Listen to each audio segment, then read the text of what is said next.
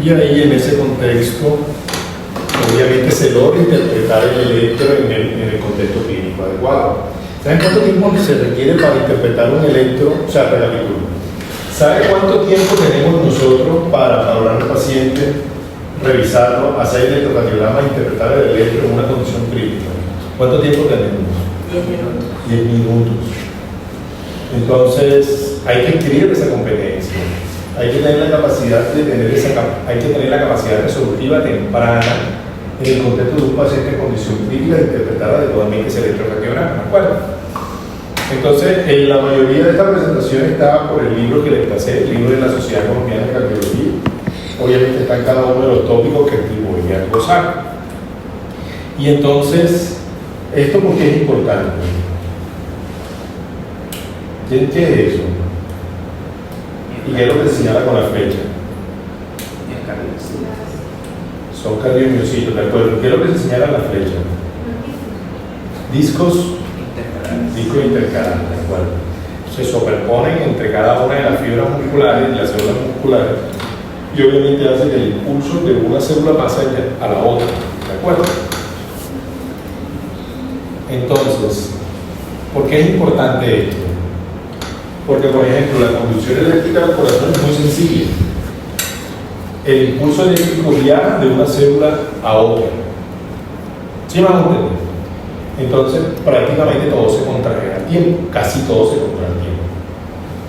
Entonces, ¿por qué no se contrae? Si todo se contrae al tiempo, ¿por qué las aurículas se contraen en un momento y los ventrículos en otro momento? ¿Qué pasa entre los aurículas y los ventrículos? ¿Por qué el impulso de las aurículas no pasa a los ventrículos, sino que pasa directamente por el nodo de la arteris? ¿Qué hay en la mitad de eso? Sí. El septum membranoso, ¿de acuerdo? Ese septum membranoso es un tejido, efectivamente, una fibra de colágeno que evita el paso del impulso directamente a la aurícula, a los ventrículos, y pasa por el sistema de conducción, en este caso el nodo AB. Perfecto. Pero esto es importante por lo siguiente. El electrocardiograma no es más que amplifica la conducción eléctrica que ocurre a nivel de las células musculares. Y la dirección y la magnitud del impulso, el electro lo dice. ¿Sí me van a entender? Por ejemplo, la aurícula derecha se contrae de atrás hacia adelante, de arriba hacia abajo y de derecha a izquierda. Así se contrae la aurícula. Entonces, el impulso de contracción de la aurícula izquierda va así, pero de la aurícula derecha, perdón, pero de la aurícula izquierda va de adelante hacia atrás, de derecha a izquierda y de abajo hacia arriba. O sea, ese impulso lo podemos ver en el electro. Entonces, el mensaje es el siguiente: cuando veamos el electro y veamos cada uno de los vectores que se expresan, imaginemos lo que está pasando a nivel del corazón, digamos, en la forma correcta de entenderlo. Entonces, esta es la parte que ya todos ustedes conocen: existen unas células musculares, cardiomiocitos de trabajo y unas células del sistema de conducción. Ambas son células musculares. La única diferencia es que las células del sistema de conducción tienen capacidad de automatismo, es decir, no requieren el impulso de una célula adyacente. En todos los cardiomiocitos se requiere, en condiciones normales, para la aclaración, se requiere que una célula te impulse, o digamos, el impulso se propague de una célula a otra. Aquí el sistema de conducción de forma automática desencadena un potencial de acción. ¿De acuerdo? Entonces, ¿pero por qué pasa eso? ¿Por qué pasa eso? ¿Quién sabe? ¿Por qué se desencadena un potencial de acción? Es muy sencillo, o sea, en el contexto de una célula de trabajo tiene una electronegatividad, que es la repolarización normal de la célula, que está en 90 milivoltios, obviamente con una entrada rápida de sodio y salida de calcio y el retículo sarcoplasmico se repolariza la célula. Obviamente que hay unos canales lentos de potasio que obviamente también repolarizan la célula. Pero en el contexto de las células musculares de trabajo, los canales de calcio y sodio son diferentes, las corrientes iónicas son diferentes, y cada cierto tiempo se van repolarizando. ¿Listo? Ahora bien, cuando valoramos en el electrocardiograma cada uno de los eventos que se producen, ¿cómo se grafica en el electro cuando se inicia el impulso en el nodo sinusal? O sea, cuando se polariza el nodo sinusal, ¿cómo se grafica eso en el electro? Porque la idea es que imaginemos lo que está pasando en el corazón y veamos cómo se ve el trazado electrocardiográfico. ¿En qué parte del electro se grafica la despolarización del nodo sinusal? O el inicio del impulso en el nodo sinusal. La onda P es la despolarización de las aurículas. La despolarización de las aurículas ocurre después de la despolarización del nodo sinusal. Es la línea isoeléctrica antes de la onda P. Es la despolarización del nodo sinusal. Y de aquí se despolariza el nodo sinusal y es la línea isoeléctrica antes de la onda P.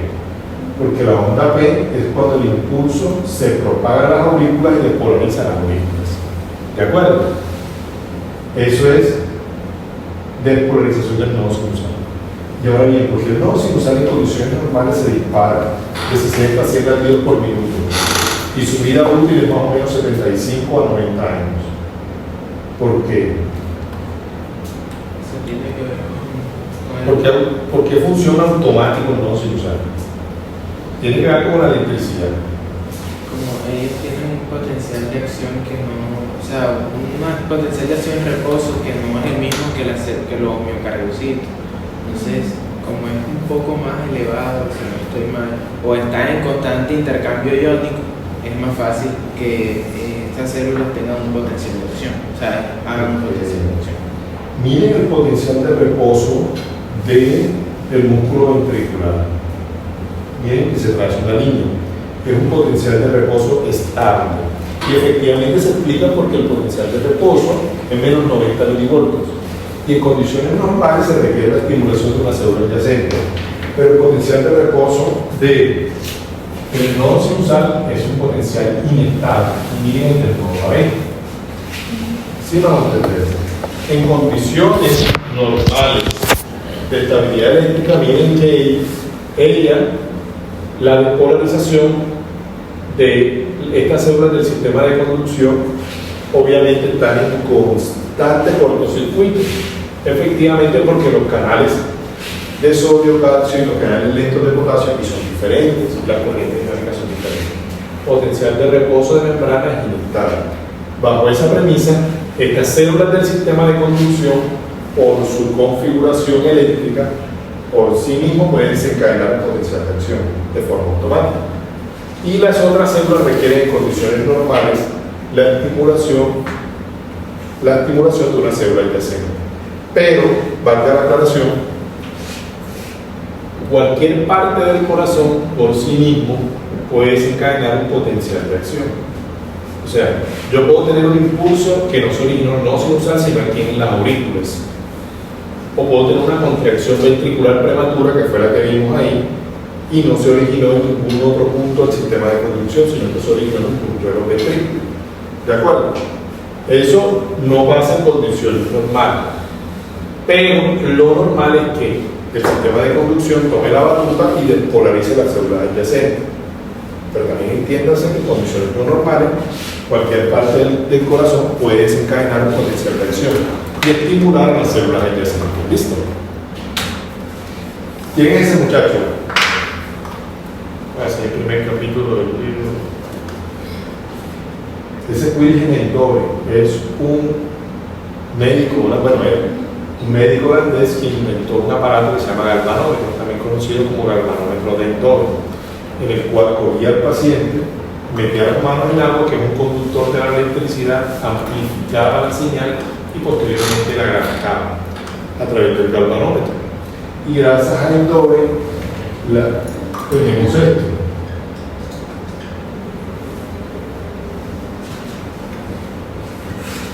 Einthoven le dio nombre o le puso una letra a cada una de las ondas. ¿Quién sabe por qué? Einthoven era un médico que era un científico, y como buen científico y como buen médico, porque esa es la virtud de buen médico, piensa que se puede equivocar. Y él no sabía si antes de la onda P iban a aparecer a futuro nuevas ondas y después de la T otras ondas. Por eso ubicó el nombre de las ondas del electrocardiograma en la mitad del abecedario, para que hubiese más letras antes y después en caso de que aparecieran nuevas ondas en el electrocardiograma. ¿Listo? Y a Eindhoven le debemos efectivamente el padre de la electrocardiografía y estableció los principios de la electrocardiografía. ¿Listo? Entonces, primer principio de la electrocardiografía. El vector de despolarización simplemente se trata de la dirección que sigue la corriente eléctrica pasando de una carga electronegativa a una carga electropositiva. En términos prácticos, el vector de despolarización tiene cola negativa y cabeza positiva, valga la corrección. Y si el vector de despolarización se acerca a una derivada, pero tenemos dos derivadas, si se acerca a una derivada nos da una deflexión positiva, si se aleja de otra derivada nos da una deflexión negativa. ¿Listo? Y valga la aclaración, cuando ocurren varios eventos al tiempo, la expresión de vector es la suma de todas las valoraciones vectoriales. Me explico. El ventrículo derecho y el ventrículo izquierdo se contraen al tiempo. Miren la dirección del vector del ventrículo derecho, es hacia acá. Y miren la dirección del vector del ventrículo izquierdo, que va de arriba hacia abajo, de derecha a izquierda y de adelante hacia atrás. Y miren el ventrículo derecho, de arriba a abajo, de izquierda a derecha y hacia adelante. Entonces, como el vector que mayormente se expresa es el vector del ventrículo derecho y estos dos eventos ocurren al tiempo, en el electrocardiograma lo que mayormente se grafica es el vector resultante del ventrículo izquierdo, ¿no? ¿Sí me van a entender?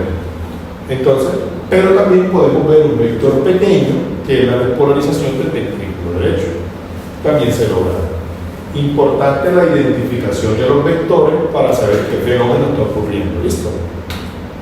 Entonces, como les decía, el vector de despolarización tiene cola negativa y cabeza positiva. Si se acerca a una derivada, como en este caso, nos da una deflexión positiva. Si se aleja, como en este caso, nos da una deflexión negativa.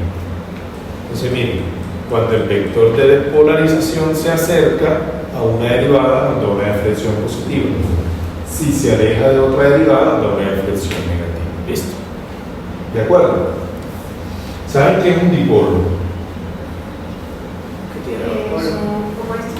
¿Cómo? O sea, no es como una carga positiva y una negativa. Un dipolo. ¿Y para qué sirven los dipolos? Para aclararse. Sí, más o menos así. O sea, pero igual supongo que lo que va a decir es que la célula normalmente está negativa y la puede ser positiva y cuando se pierde esa relación se pierde. Exactamente, el dipolo lo que habla es de la activación de la, digamos, o la despolarización celular, pasando una carga electronegativa a una carga electropositiva. Y el dipolo ayuda mucho para aprender el principio de las derivadas bipolares. ¿Saben cuáles son las derivadas bipolares? Las que requieren dos polos de activación.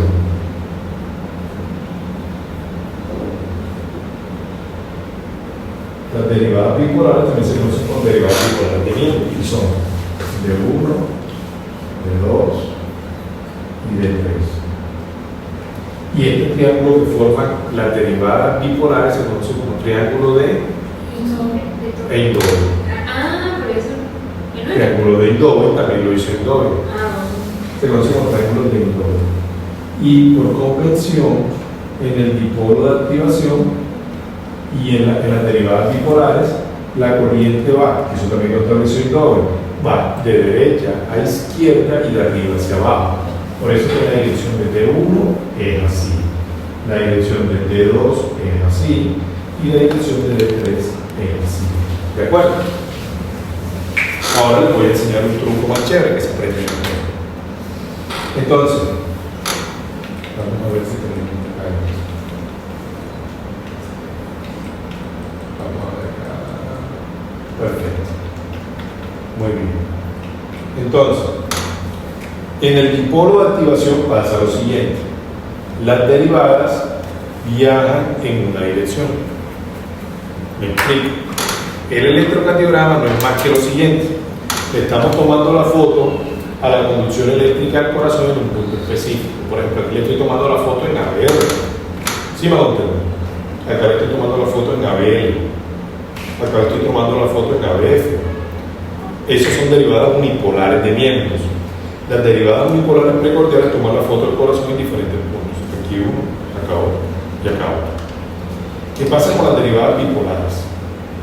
Simplemente abordan la corriente eléctrica del corazón que pasa en dos puntos, en un bipolo. Entonces aquí vemos la corriente eléctrica que pasa en estos dos puntos, del miembro superior derecho a miembro superior izquierdo. Entonces aquí en vez de tomar una foto, y tomo una foto panorámica. ¿Sí me van a entender? Igual en de dos. Tomo una foto panorámica, igual en de tres. ¿Sí me van a entender? Entonces, para eso funcionan los dipolos. ¿De acuerdo? Muy bien, ahora les voy a mostrar lo siguiente, y esta es la parte embolatadora. Imagínense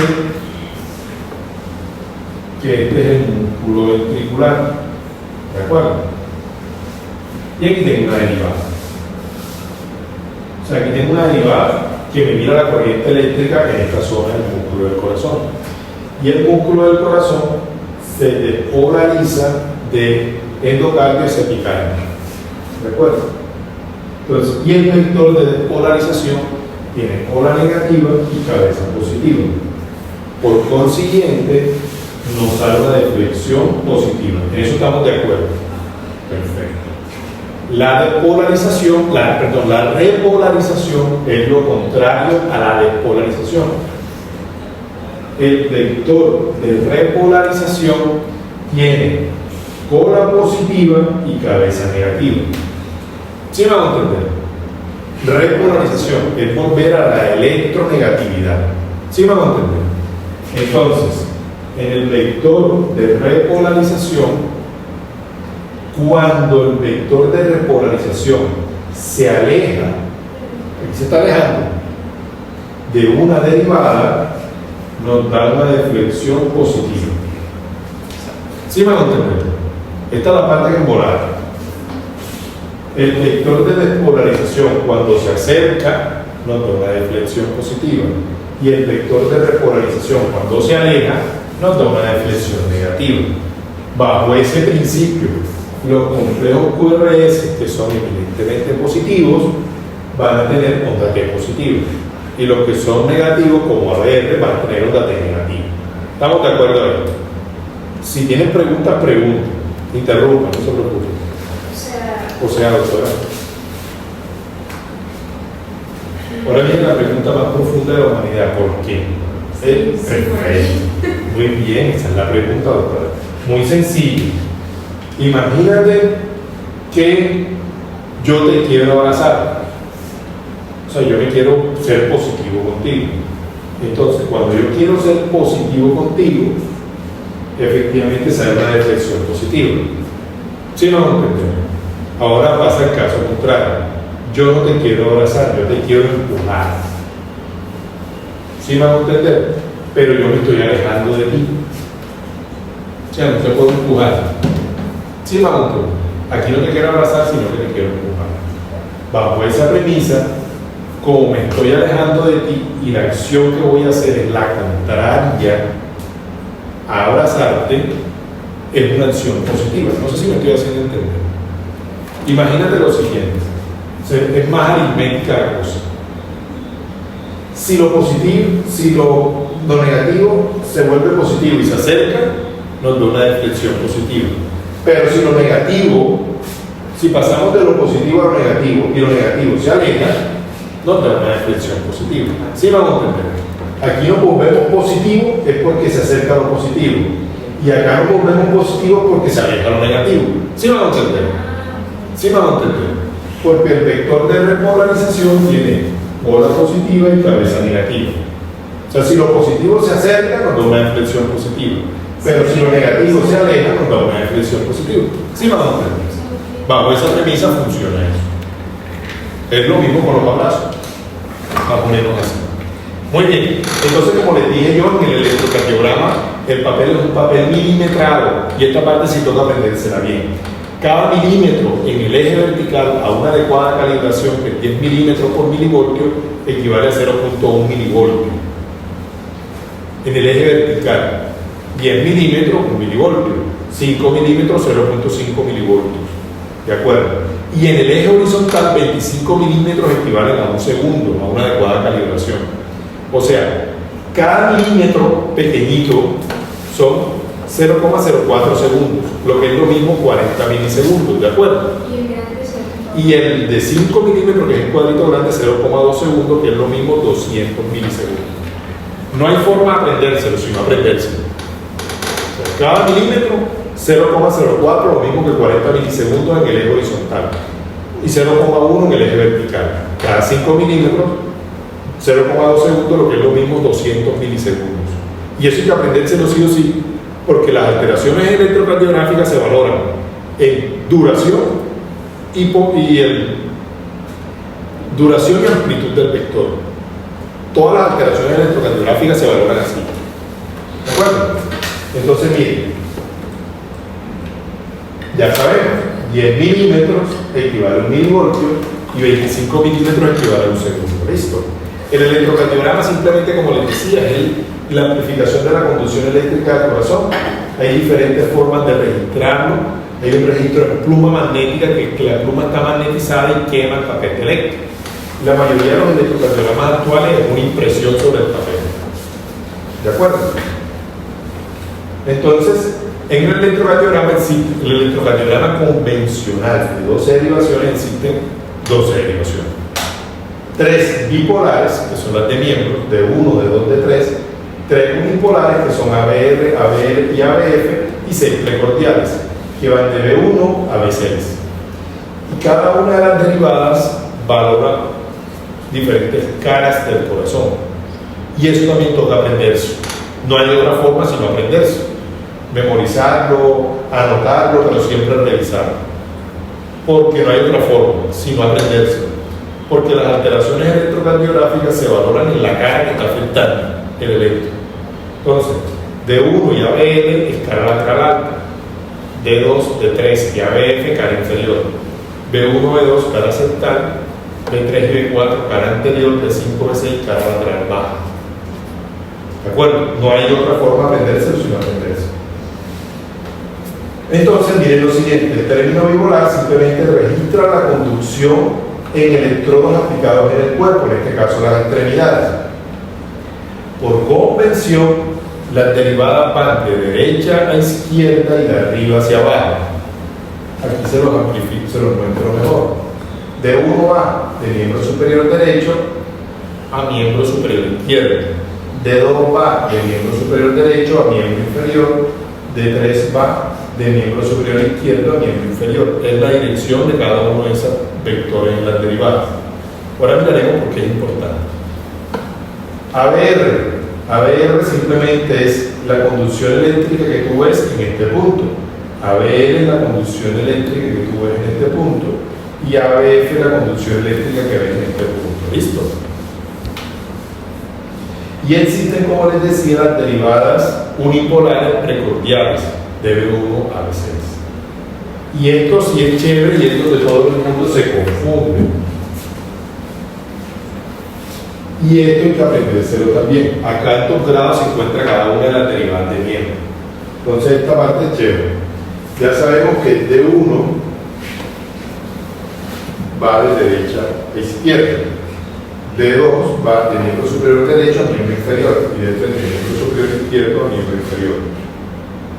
Y cada una de las derivadas tiene una derivada contraria. En este caso, de D1 es ABF, de D2 es ABL y de D3 es ABR. ¿Listo? Son las derivadas contrarias. En términos prácticos, la perpendicular a cada una de las derivadas. Entonces, este es el triángulo diautómico. Y está el círculo de Axis, que nos valora cuántos grados está en cada derivada. Yo les tengo una forma fácil de aprenderse. Apréndanse solamente una bipolar y una unipolar. Entonces yo me aprendo de 1. D1 está a 0 grados. Entonces, si a D1 le sumo 60, llego a D2. Si a D2 le sumo 60, llego a 120, que es D3. ¿Sí me van a entender? O sea, D1 está a 0 grados, sumo 60, D2 está a 60 grados, D3 está a 120, que le sumo 60 más. ¿Sí me van a entender? Y ya me sé a cuánto está D1, D2 y D3. Perfecto. ABL está a menos 30. Ahora, en vez de sumar 60, yo sumo el doble, 120. Entonces, ABL, si le sumo 120, llego a ABF, que está a 90 grados. Y si le sumo 120 más a ABF, llego a 180 y llego a la parte negativa del QRS, que es menos 150, y aquí está ABR. ¿Sí me vamos a entender? Entonces vean que no es difícil aprenderse a cuántos grados está cada una de las derivadas. ¿Estamos de acuerdo hasta ahí? ¿Seguro? Porque más, o sea, la 90 más 120. Entonces, si le sumo 90, llego a 180. Si le sumo 90 más, llega a 210. 210 grados no existen en el electro. ¿Sí o no? Existe de 0 a 180 y de 0 a menos 180. Existe la parte positiva y la parte negativa del electro. Entonces, de menos 30 más 120 llegó a 90. Y de 90 más 120 llegó a 210. Pero no hay 210 en el electro. Me voy a la parte negativa del electro y me queda menos 150. ¿Sí vamos a entender? Es como si llegara 90, faltan 30. Faltan 30 sería menos 150. ¿Sí me vamos a entender? Es más o menos para aprender a cuántos grados están cada una de las derivadas. Esa es una forma de aprenderse. Si tú te lo quieres aprender, no, 0, 60. Pero es la forma como más pedagógica de poder aprender, porque a veces se nos olvida. Muy bien, aquí está el círculo de Access y aquí es donde se colocan las derivadas precordiales de B1 a B6. B1 se coloca en cuarto espacio intercostal, línea para external derecha. B2, cuarto espacio intercostal, línea para external izquierda. Luego se coloca B4, quinto espacio intercostal, línea medio clavicular. B3 va en un punto equidistante entre B2 y B4. B5 va en el quinto espacio intercostal, línea axilar anterior. Y B6 va en el quinto espacio intercostal, línea axilar medio. ¿De acuerdo?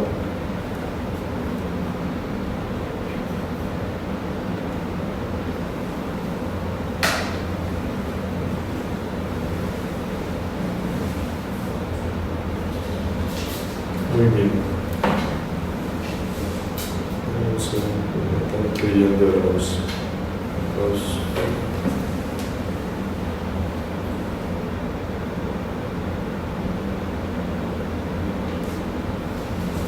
muy bien. Así se coloca la derivada de electro, miren aquí.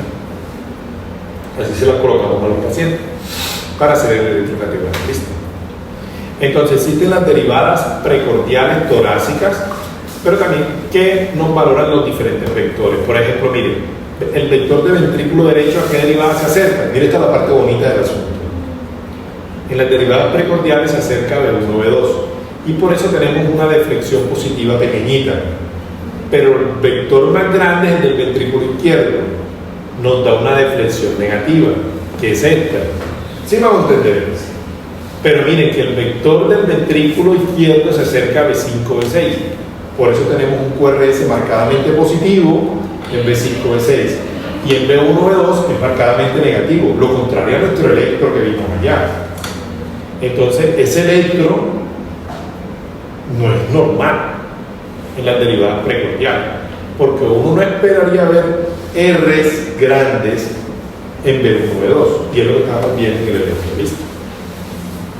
Y B5, B6, mira que se expresa el vector negativo, que es el del ventrículo derecho, y el vector positivo marcadamente positivo y más grande, que es el del ventrículo izquierdo, ¿listo? Entonces estas son las caras del corazón, pero existen otras derivadas.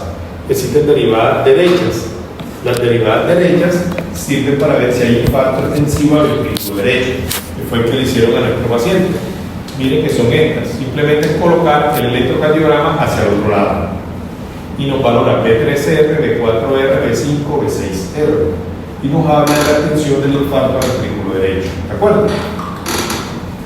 Pero también tenemos derivadas posteriores, B7, B8 y B9. Esa era el flow que hizo el electro, no se la hizo. Y había que hacérsela a ese paciente, porque el infarto, además de tender la cara inferior, nos comprometía también acá hacia derivadas posteriores, o sea, de un infarto inferobasal, antes conocido como infarto posterior, pero ahora se llama infarto inferobasal. Entonces había que hacer estas derivadas. Y a veces, si el paciente tiene electrocardia, hacerle derivadas derechas posteriores, pero ya son otra cosa muy excepcional. ¿Listo? Entonces, como les decía, las caras del corazón, D2, D3 y ABF, cara inferior, D1 y AB, cara larga, B1, B2, cara central, B3 y B4, cara anterior, B5, B6, cara lateral baja. Hay que aprenderse la cara, no hay otra forma de aprendérselo sino sabiéndose la cara. ¿Listo? Y esto es lo que el doctorísimo preguntaba ahorita. Aquí tenemos la coronaria derecha y la coronaria izquierda. De la coronaria derecha sale la arteria que irriga el nodo sinusal, recuerdo que va a ser nodo sinusal, y de la coronaria izquierda tenemos una rama que va hacia adelante, que es la arteria descendente anterior. Y la rama descendente anterior sale en unas ramas en diagonal que se conocen como ramas diagonales. Y esta es la arteria circunfleja. La arteria circunfleja sale en unas ramas en ángulo obtuso, en un ángulo obtuso que se conoce como arterias obtusas marginales o arterias marginales. ¿Listo? Entonces, así es la anatomía coronaria. Miren aquí, la descendente anterior tiene ramas en diagonal que se conocen como arterias diagonales, y la circunfleja tiene ramas en ángulo obtuso que se conocen como obtusas marginales o arterias marginales. ¿Listo? ¿De acuerdo? Y dependiendo del origen de la descendente posterior o interventricular posterior, establecemos la dominancia derecha, en caso que se origine de la coronaria derecha. Pero si se origina de la coronaria izquierda, ya sea de la circunfleja o la descendente anterior, es dominancia izquierda. ¿Listo? ¿Estamos de acuerdo hasta ahí? Y valga la aclaración, yo porque supe cuál era la arteria culpable del infarto, muy sencillo, por esto. Mira, si tiene P1 compromiso ventrículo derecho y hay el descenso, ahí la elevación es mayor en D3 que en D2, es un infarto de coronaria derecha. Ya viendo el electro, ya yo sabía de dónde era el infarto. ¿Listo? Y eso es lo que hace el cateterismo. Cuando revisa el electro, bueno, tengo que meterme a la coronaria derecha, que es la arteria culpable del infarto. No tengo que meterme a la circunfleja. ¿Sí van a entender? No se preocupen por eso, que eso lo vamos a revisar cuando veamos isquemia e infarto. ¿Listo? Ahora bien, ¿por qué ese electro es el más importante de todos? ¿Quién sabe?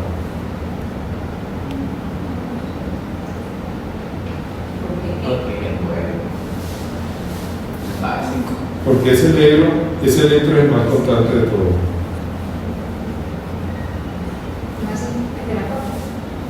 ¿Quién sabe por qué es importante? Ese es el electro más importante de todos. Porque es normal. Es normal, exactamente, doctorísimo. ¿Y por qué es importante? Porque así podemos comparar cuando es normal con normal. Me perdí. O sea que así podemos comparar, o sea, así podemos ver si hay anormalidades en el EKG, pasándonos de normal y viene una normal, vemos si hay anormalidades. Ok, muy sencillo, doctor. Un electro que no se ve así es anormal. Entonces hay que tener la imagen visual cierta del electro. Y entonces tenemos que de B1 a B6 viene esta parte. La onda R es pequeñita, la onda R va creciendo en el avance de las derivadas precordiales. En ABR, onda T negativa, onda P negativa, QRS eminentemente negativo y onda T negativo. Y tenemos que lo esperable es que la onda P sea positiva en D1, D2, negativa en ABR y puede ser variable entre 3 y ABR. ¿De acuerdo? ¿Y qué define el ritmo sinusal?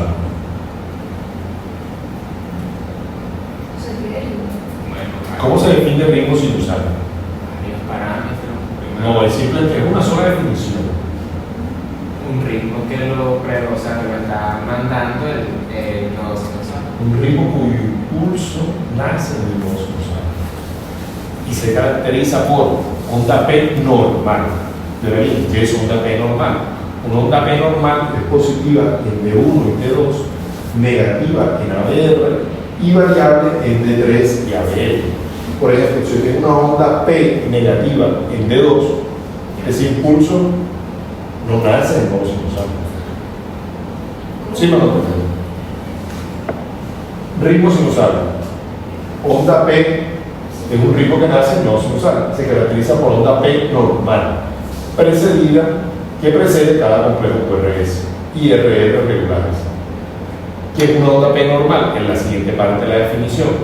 Onda P positiva en D1, D2, negativa en ABR y es variable, es decir, puede ser positiva o negativa en D3 y ABL. Eso depende del eje. Eso es nodo sinusal, ritmo sinusal, perdón.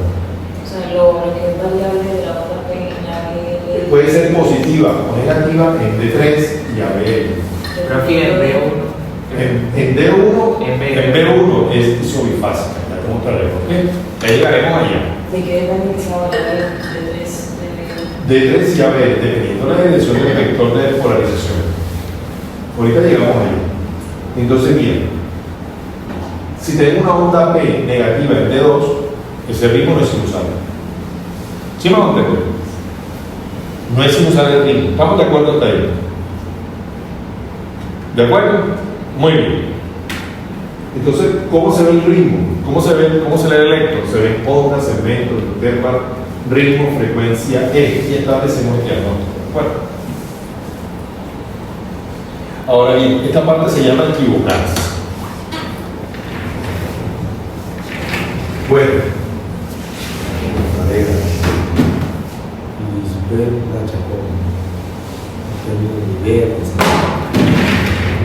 muy bien. Entonces, mire, doctor, el impulso que nace en nodo sinusal ya sabemos que es la línea isoeléctrica antes de la P. Tenemos aquí la despolarización de las aurículas. ¿De acuerdo? Tenemos aquí el retraso de la conducción a nivel del nodo AB y el lateris, que es el segmento PR. ¿De acuerdo? Y luego viene la despolarización de los ventrículos, que es el complejo QRS. Entiéndase como onda Q, la primera deflexión negativa del complejo QRS. O sea que la Q empieza aquí y termina acá. ¿De acuerdo? Ahora bien, la onda R es la primera deflexión positiva del QRS, donde empieza la R y donde termina. ¿Dónde termina? O sea, empieza aquí y termina acá. No, esa es la línea isoeléctrica. La línea isoeléctrica es esta. Esta es la parte positiva y esta es la parte negativa. La onda R es la primera deflexión positiva del QRS por definición. La onda R empieza aquí. ¿De acuerdo? O sea, la onda R es esta. ¿De acuerdo? Y la onda S es la segunda deflexión positiva negativa del QRS. Entonces la onda S se empieza a contar desde aquí hasta acá. ¿De acuerdo? ¿Estamos de acuerdo?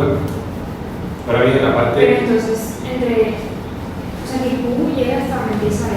La Q llega aquí, la R empieza aquí allá y la S empieza de aquí Y ese hasta acá. espacio entonces entre Q. Ese se llama IS, esta parte se llama IS. Ajá, y ese espacio es el trazado buscando la línea isoeléctrica. El electrocardiograma siempre, cuando se grafica la conducción eléctrica, el trazado, siempre busca la línea isoeléctrica. ¿Sí me vamos a entender? ¿O no me he hecho entender? Entonces, este pedazo no se cuenta, igual este pedazo tampoco. ¿De acuerdo? Este pedazo no se cuenta, igual este de aquí, acá tampoco. Esta es Q, R y esta es la S. ¿Listo?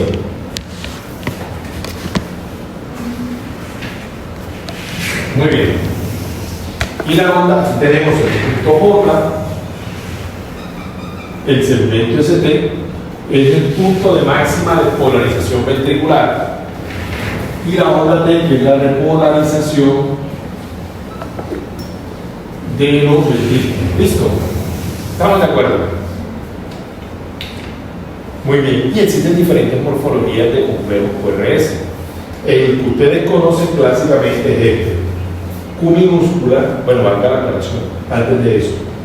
La denominación en minúsculas y mayúsculas depende del tamaño de las ondas. Aquí, como la Q es pequeña, sería Q minúscula. R mayúscula, S minúscula. ¿Sí vamos a entender? Aquí tenemos, no tenemos Q, aquí tenemos R mayúscula, S minúscula. Esto es normal en B5, B6. Esto puede ser normal en B5, B6 también, ¿de acuerdo? Aquí tenemos R minúscula, S mayúscula. Esto puede ser normal en B3 y B4 en pacientes obesos que tienen bajo voltaje. ¿De acuerdo? Aquí tenemos una onda Q, que es cuando hay necrosis miocárdica. Aquí tenemos Q minúscula, R mayúscula. Puede ser normal en B5 y B6. ¿De acuerdo? También puede ser normal en B1 y ABL. Aquí tenemos R minúscula, S mayúscula. Esto puede ser normal en B1. Y también se ven los minibloqueos. Ahí tenemos QS. Esto es por necrosis transmural del miocardio. Nuestro paciente ya, el último reto que le QS, se necrosó prácticamente toda la cara inferior. QS. Aquí tenemos QR. Hay una parte de necrosis del miocardio. Esta QR, aunque también puede ser esto normal en B3 y B4.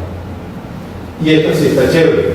R minúscula, S minúscula, R mayúscula. Hay dos R. ¿Sí me van a entender? R minúscula, S minúscula, R mayúscula. O sea, hay dos R. Una R pequeñita y una R grande.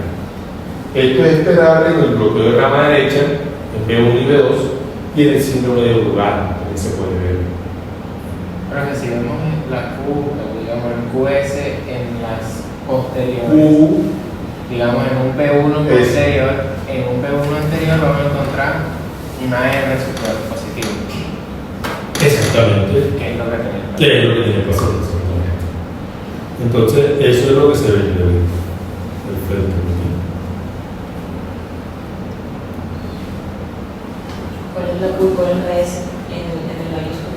El mismo, la misma onda, sino que las dos se superponen. Cuando tienes una onda profunda, así esta morfología es QS. QS es por necrosis transmural del miocardio. Muy bien, entonces empecemos con una primera onda ya para ir terminando. Ya ven, son 2 minutitos más. La onda P ya hablamos que es la despolarización de las aurículas.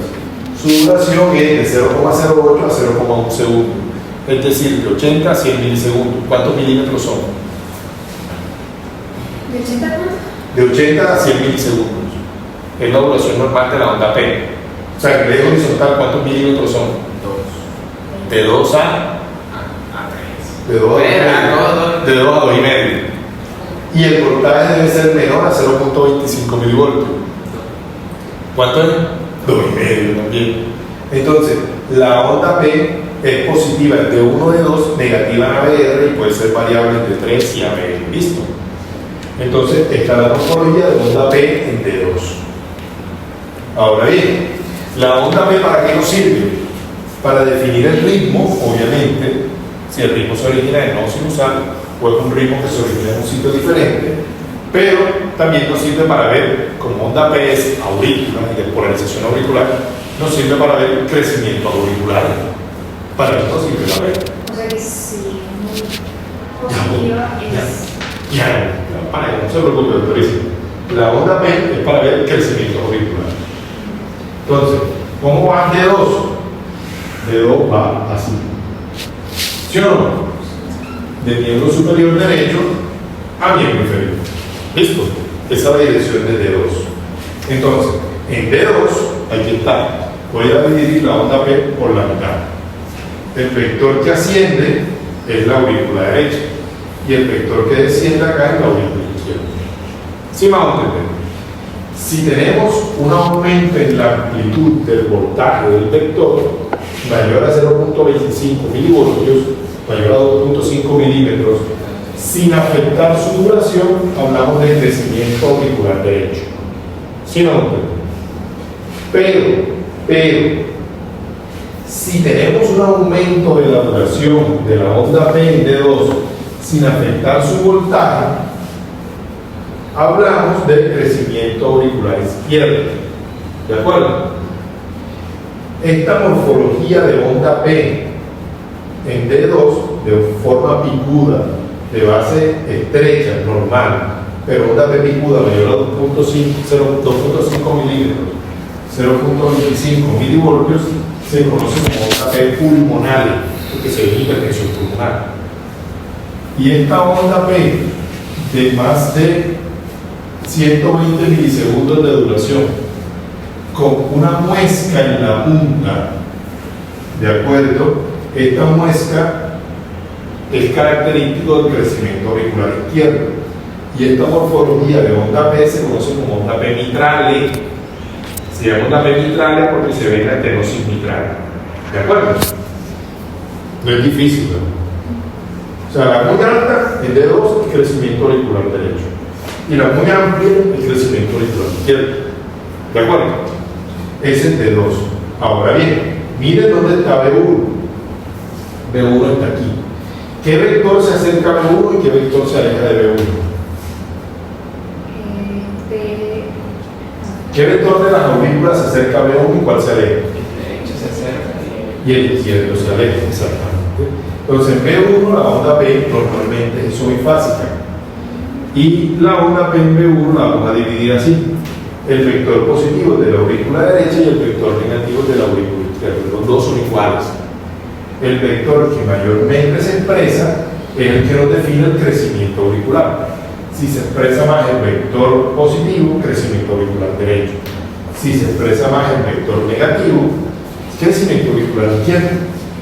Para determinar su crecimiento auricular, tienen que verse las dos ondas en tanto dedo como Sí, valga la aclaración. Entre más criterios le apliques, más sensibilidad tiene tu prueba. Oye, es que no es difícil.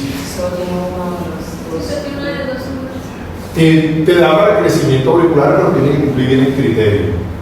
Sí puedes definir crecimiento auricular, pero tiene que cumplir completamente el criterio. O sea, yo puedo tener un solo criterio, de acuerdo, y da para el crecimiento, y puede que no tenga el otro. Pero si yo le aplico más criterios, más sensibilidad tiene mi prueba. ¿Sí me entiendes? O sea, si yo aplico uno solo y me olvido de D1, no, está normal, pero el D1 se veía diferente. O sea, si le aplicaste más criterios, más sensibilidad tiene tu prueba. ¿Oye? ¿Estamos de acuerdo hasta ahí? ¿Alguna pregunta, alguna duda? ¿De acuerdo?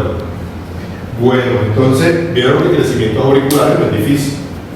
Totalmente sencillo. ¿Listo? Entonces, mañana vamos por aquí, vamos por la 44 de 179. Profe, pero usted me dice que uno se tiene que fijar en dos. Sí, en las dos. Pero si, por ejemplo, solo me salen de dos. Eso me No, de acuerdo, te da para el crecimiento. Pero el mensaje que aplique es ambos. Ok. Porque siempre tienes que aplicarlo en ambos para que más sensibilidad tenga la prueba de diagnóstico de cáncer. Esto va acompañado de cualquier otro ¿Acompañado de? en el examen, digamos, troponinas o péptidos. No, nada, aquí estamos hablando de crecimiento de cavidad. Las troponinas, péptidos en otro contexto. Pueden definir el crecimiento de cavidades con imágenes cardíacas, pero